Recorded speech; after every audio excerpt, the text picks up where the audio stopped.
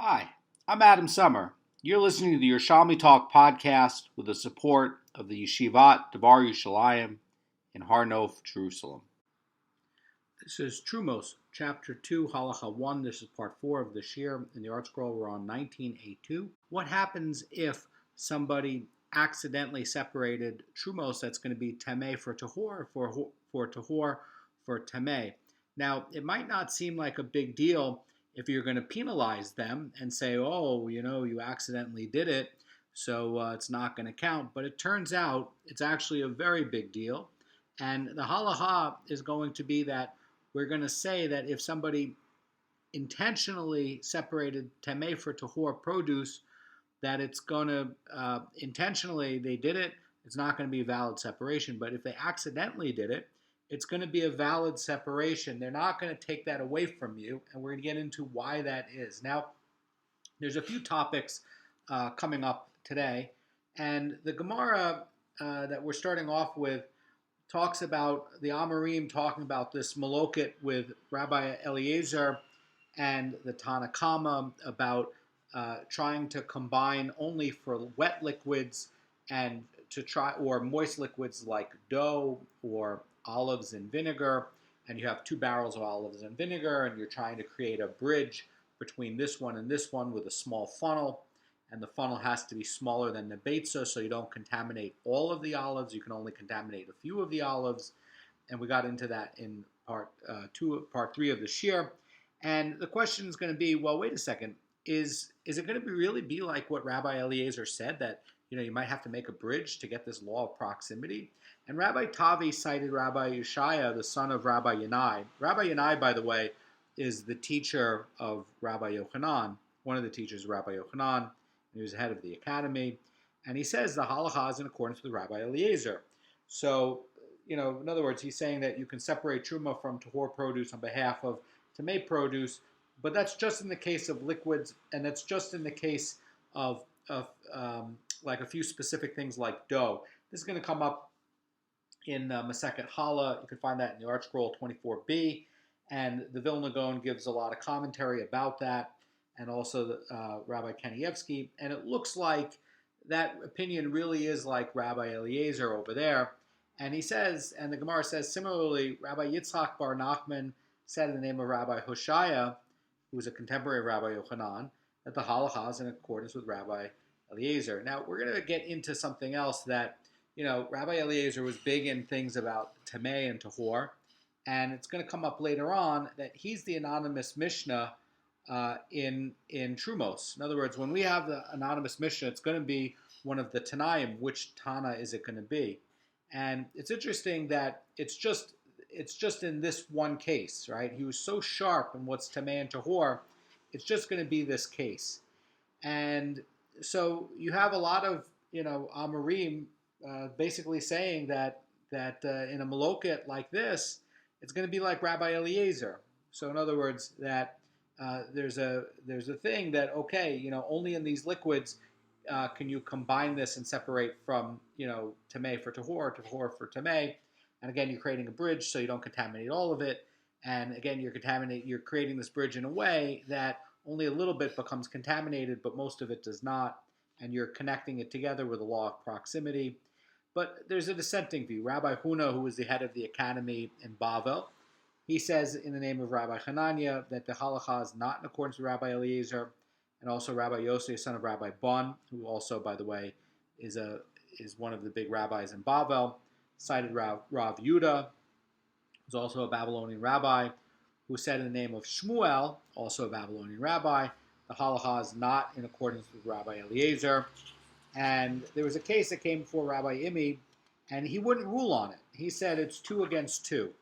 And the Gemara asks and says that they said to him, but Rabbi Yitzchak bar Nachman ruled in an actual case, and in that actual case, he ruled according with Rabbi Eliezer. In other words, since he actually ruled in a case, says Amara Fulda, that we should accept the ruling as authoritative, because that's a sage's actual practice, and that's going to be significant. So the idea is that even when a sage says that the halacha is such and such, he might be stating only what appears to be correct in the course of his study at the time, and such a discussion or decision might not be relied upon in actual practice, but when the sage rules in an actual incident, he gives the matter his full consideration and he reaches a definitive conclusion. And so Rabbi Imi, nevertheless, did not have the confidence to rule in accordance with Rabbi Eliezer. And the Gemara concludes and says, even so, Rabbi Imi would not rule upon it. Now, it's still going to be a maloket today, like in the cases of challah, and you have you're putting them into a basket, and you have a little bit less than 43 eggs in one dough and less than 43 eggs in the other dough, and that's going to be the amount to make it. So you separate out the challah, and the Torah says that challah is a kind of Terumos, and challah, by the way, is going to be the fifth of the set of tithes. And it's unclear whether you're supposed to put this bridge together or not. Over there, Rabbi Eliezer says that you do, and maybe you do and maybe you don't. People in the halacha lemaisa, people who are machmir about it, they will put together the bridge. I don't think that's necessarily the halacha lemaisa, but people who are machmir will. We do in our house.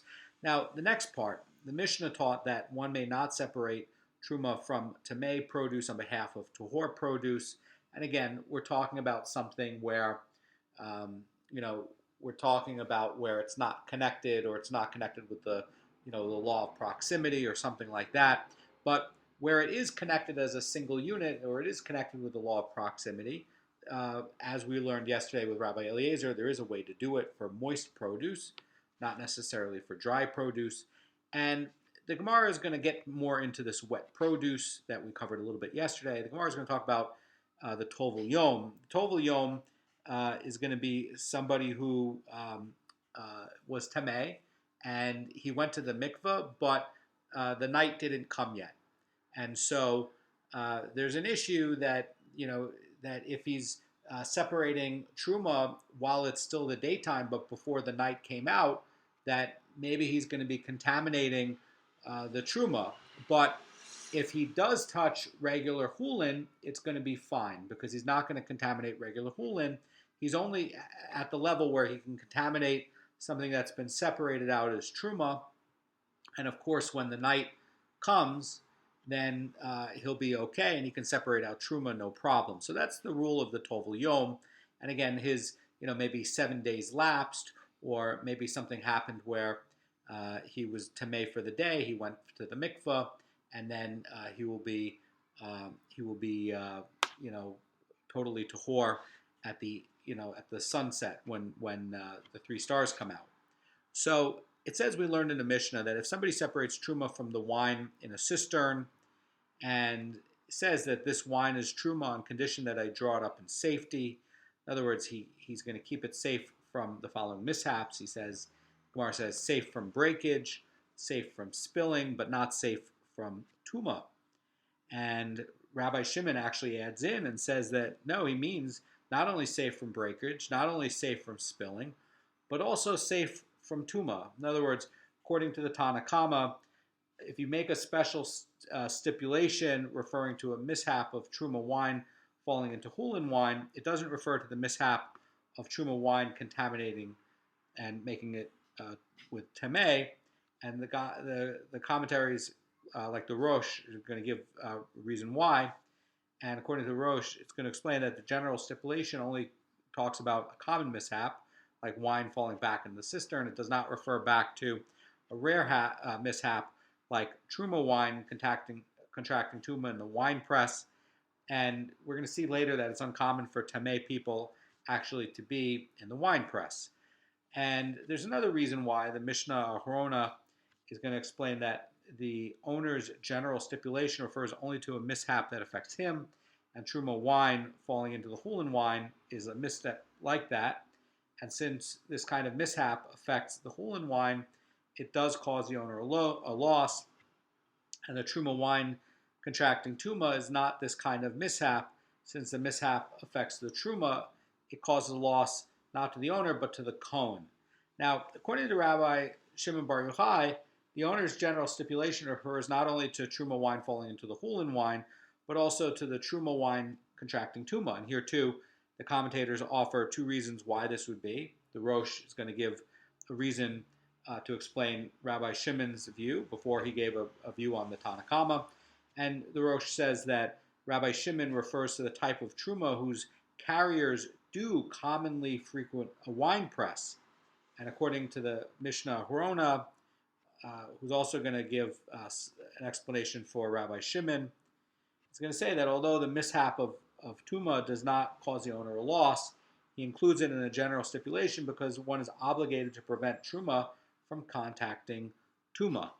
So we were talking about, wine, and the wine is going to be in a vat, and we have it where the Tuma wine might be in a vessel, it might contract Tuma, and since Truma Tahora can be eaten by a Goan, and Truma Tameh has to be destroyed, this kind of mishap would diminish the value of the wine in the vessel, and therefore it would cause a loss to the Goan. So one can protect himself from this mishap by stipulating in advance that if the Truma wine from this vessel did contract Truma, its designation as Truma is retroactively annulled. And so then both the Tameh wine in the vessel and the Tahor wine in the cistern revert back to Tevel. That's what he's trying to say. And since the Tameh wine in the vessel is Tevel, it can be retithed and consumed. That's what this statement is trying to do. So the Gemara notes that Rabbi Shimon does not refer to all types of Tuma, and Rabbi Yosef ben Chanina says that Rabbi Shimon in the Mishnah is referring to Tuma of the Tovel Yom. In other words, this is the person who purified himself from his Tuma by going to the mikveh while it was still day. But there's still this tinge of Tuma that lasts until the 3 stars come out on that day, and such a person is known as the Tovel Yom. And so he can't separate out Truma, but he can touch Chulin. And so Rabbi Shimon's holding that the designated wine is safe from Tuma only if it was contaminated by the Tuma of a Tovel Yom, but if it was contaminated by a different type of Tuma, Rabbi Shimon agrees that the sages that the wine is not safe from Tuma. So a person who purifies himself by immersing himself in the mikveh still has this tinge of Tuma. The idea is that says the Pnei Moshe, the owner's general stipulation does not refer to all types of Tuma and is referring only to one type of Tuma, that's going to be of the Tovel Yom. So perhaps the Tovel Yom was handling this. And the Gemara is going to explain the reason for the distinction between the Tuma of the Tovel Yom and another type of Tuma. Rabbi Eli says that there's a particular concern about contact with the Tovel Yom because Tovel Yom are often found around a wine press. In other words, we're going to assume that, according to Rabbi Shimon, that the individual intended to protect the designated wine from the Tuma of the Tovel Yom, and he did not intend, however, to protect the wine from other types of Tuma, which are not going to be commonly found in a wine press. So we're basically going to be assuming that his general stipulation was meant to include that, if the wine contacted Tuma from the Tovel Yom, that this reverts back and really just stays as Tevel. It didn't count as a successful Teruma Gedola separation. So the Gemara is going to explain why is it common for Tovel Yom to be around a wine press at all. And Rabbi Yosef explained that a Tovel Yom does not have the capacity to contaminate Tevel through contact. In other words, that the Tovel Yom, he can go around the wine press, and you don't have to worry that he's going to contaminate any of the wine because it's Tevel. It hasn't been separated. But a full-fledged Tameh person who does go around the wine press, he can contaminate Tevel. So generally, he's going to refrain from entering the wine press so that he doesn't contaminate all of the wine there and turn the Hulin wine into Tameh wine. But a Tovel Yom, he has this strange status where if he touches the wine, it's fine. The only problem is if he's touching Truma wine, then he can contaminate only the Truma wine. Why? Because he's at a level where he can contaminate something that's Kodesh until the 3 stars come out, but he can't contaminate something that is Hulin. And a regular Tameh person can contaminate Hulin or Terumos, but the Tovel Yom can only contaminate something that has Kedusha. And so since he's handling wine and going around the wine vat, he can't contaminate the regular wine. It hasn't been separated. And so somebody who is on, tamei on a more serious level, he's going to refrain from going into the wine area because he knows that he can contaminate all of the product. So this maloket between the Tanna Kama and Rabbi Shimon is going to be on this stated stipulation. Now both agree that in absence of a stated stipulation, and there was no there was no statement made, that you can't say that there was a presumption that there was a statement. So the Mishnah in Tovel Yom has a different opinion, that Rabbi Yossi holds that in the absence of a stated stipulation against spilling, or an unstated stipulation can be presumed. And the Gemara is going to quote Rabbi Yossi's opinion. It was taught in the Brisa, says the Gemara. And Rabbi Yudan says, regarding what case were these words, a presumption of an unstated stipulation against spilling, stated? And it says, regarding one who designated Teruma Gedola, which must be separated from that which is in proximity. And since he had no choice but to separate Teruma Gedola from wine in a vessel suspended inside of a cistern, we can presume that the existence of an unstated stipulation against spilling is going to be there. In other words, that since Teruma Gedola must be designated in proximity to the rest of the produce, its designation can't be delayed until after the vessel has been placed at a safe distance from the cistern. And even if somebody, according to Rabbi Yossi, is concerned about the possible mixture that could come about if part of it becomes tamei, he still has no choice but to designate Teruma Gedola with the vessel that's still going to be suspended over a cistern. And in the case that Rabbi Yossi presumes that there's an unstated stipulation, then the question is that, well, maybe according to the strict letter of the law, if the truma is in the same room as the rest of the produce, there's going to be, they're all going to be in proximity to each other. And it would seem like, he's only going to be doing this if there's an implied stipulation. And so, he's going to be assuming that it's like, if he's only doing this where he's taking out the truma from the cistern, if he knows that he can't contaminate everything and make everything a mixture or tamei or mess everything up. So that's Rabbi Yossi's opinion. The Gemara says, but regarding one who designated trumas meiser, which does not need to be separated from something that's in proximity, we can presume the existence of an unstated stipulation. In other words, since he had the option of separating trumas meiser from wine in a vessel placed at a safe distance from the cistern, then he doesn't need to do it with a stipulation. But again, why? The problem is that you have the law of proximity. You have to take a scoop or some bucket or something like that to lift out wine and put it into a bottle or something like that. And this has to be proximity to the cistern in order to do Teruma Gedola. But Trumas Meiser doesn't have that. Trumas Meiser, you can separate something from here, even in another city. And so it doesn't need the law of proximity, but Teruma Gedola does. And so what Rabbi Yossi is saying is that because there's the law of proximity and because you don't want to make the stuff tamei, the guy's operating to separate out the Teruma Gedola as if there's a stipulation, whether it's said or not. Now, in the case where you don't have the law of proximity, like Teruma Meiser, that you don't need a stipulation. If he doesn't say a stipulation, he doesn't need it because the bottle that you're filling up doesn't need to be next to the vat. That's the idea. So the Gemara says, even in other matters where you have breakage or spillage, is that still going to be considered to be safe and preventable? In other words, since he did not make use of this option, we can't presume the existence of an unstated stipulation against spilling. So since Trumas Meiser doesn't need to be designated in proximity to the rest of the produce, the designation can be delayed until after the vessel has been placed at a safe distance from the cistern. So someone who is concerned about maybe making a mixture due to some spillage has the option of designating Trumas Meiser in this way.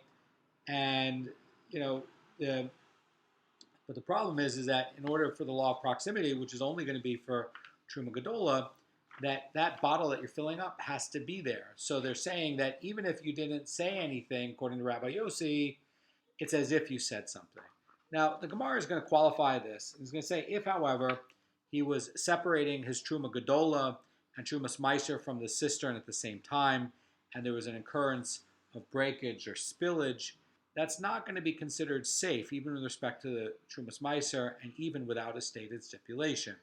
In other words, that if the wine in the vessel containing both Teruma Gedola and Terumos Meiser fell back into the cistern while the vessel was still suspended inside the cistern, then the designations of both the Teruma Gedola and the Terumos Meiser are nullified by a presumed, unstated stipulation. In other words, the wine reverts back to the original Tevel state, and the owner has to retithe both the Teruma Gedola and the Terumos Meiser. But wait a second. We're talking about separating Teruma Gedola and Terumos Meiser at the same time, where you have a cistern and you have a bucket and you have your bottle and you're trying to lift everything up. And we know in the Torah it says that you're not supposed to take tithes out of order. The question is, can you really set it up where you're tithing two things at once, and then if something goes wrong, it's going to be where it just falls back into it and it was really just Tevel retroactively with Beur, and then it never actually became Truma that was Temeh, and you never really actually contaminated any of the piles. Is that really even possible? So Yudah the Wise says in this Gemara that it did not enter his mind to violate the words of the Torah by designating Terumos Meiser before Teruma Gedola. In other words, he wanted to maintain what the Torah says and do the tithing in the proper sequence. And there's a Torah stipulation to do that. To tithe out of sequence is a biblical prohibition. In other words, so he wanted, to have, a catch-all that, any mishaps that might nullify the designation of Teruma Gedola might also, catch Teruma Meiser as well, the other sets of tithes. And in general, you're supposed to tithe this, then that, then this, then that. And you're not really supposed to just take your bucket and separate, two tithes together. So the Gemara is going to challenge this explanation. Rabbi Bob Bar Marmel asked and said, but we learned in the Mishnah and Terumos that one may not separate Truma from Temeh produce on behalf of Tahor produce. But if someone accidentally violated that law and separated Truma in this fashion, his Truma is valid Truma. And then the Gemara says, think about it. What is the law in a case where somebody inadvertently separated Truma in this way, and after having realized his mistake, claimed that it did not enter his mind to violate the words of the Torah? So according to Yudah the Wise's logic, such an inadvertent designation would not take effect. So then why does our Mishnah rule that it actually does take effect? In other words, that you separated Truma from Temeh produce on behalf of Tahor produce. That's a violation of the verse where it says in Numbers 18:32, and you shall bear no sin on account when you separate its best from it. That implies, by the way, one is obligated to separate the choicest produce. What would be the choicest produce? That's going to be Tahor produce, not Temeh produce. So separating Truma from Temeh produce on behalf of Tahor produce, that's going to be this violation of the verse. So according to Yudah the Wise, there's a presumption that a person does not want his Truma designation to take effect if they're in violation of Torah law. In other words, it's not going to be from the best. So in other words, it should be like that there's a presumption, says Amar Fulda, that one who accidentally designates Truma from Temeh produce on behalf of Tahor produce did not want this designation to take effect. In other words, he's saying that, no, I want it where it's still going to just be Tevel and it didn't count. And the Gemara answers. Rabbi Bob or Marmel said, if you were to say that the Truma designation of someone who inadvertently separated Truma from Temeh produce on behalf of Tahor produce did not take effect, then it would emerge that you spare him from a lenient transgression. In other words, from separating Truma from Temeh produce on behalf of Tahor produce. But then, says the Gemara, you would bring him into a severe transgression. What would that be? You're making him eat Tevel. And the owner might not realize that the rabbis nullified his designation of the tamei produce as truma on behalf of tahor produce, and this will let him eat the tahor produce, but he's actually eating tevel, and he's going to think it's chulin, and then it's going to be really serious.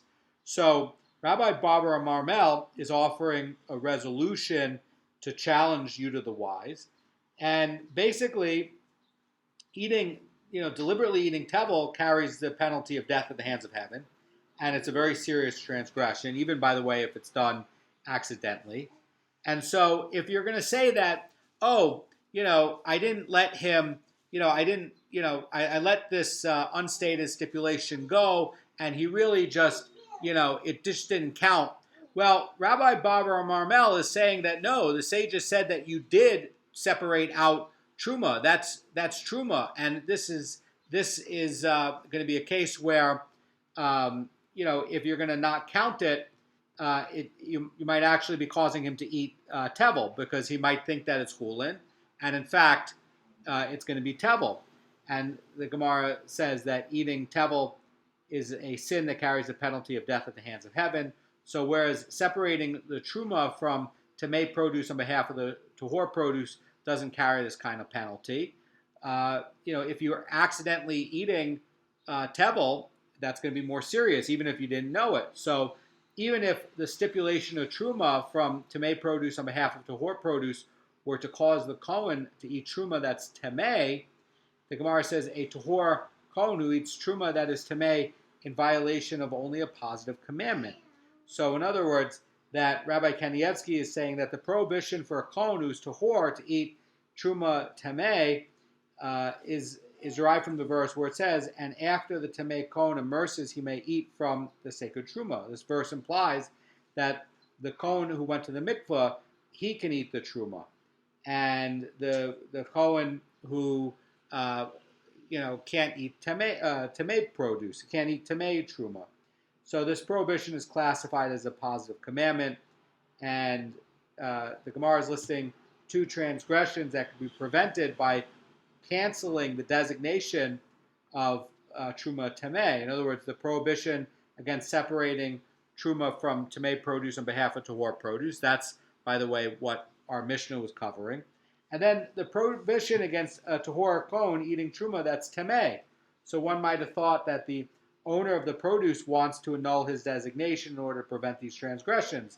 And the Gemara is concluding that since the prohibition of eating tevel is more serious, then the owner wishes to keep that designation valid. So the Vilna Goan is going to be saying that the Gemara discusses, this transgression of separating truma from tamei produce on behalf of tahor produce, and this prohibition is also considered a positive commandment because it's derived from the positive command to separate the choicest produce that you have. What would that be? That would be tahor produce. So to sum this up, if somebody separated truma from tamei produce on behalf of tahor produce, and then he wants the truma designation to remain valid rather than complicating himself with a possible tevel violation by canceling that designation. So in contrast, somebody who separates both Teruma Gedola and Terumos Meiser at the same time at the same cistern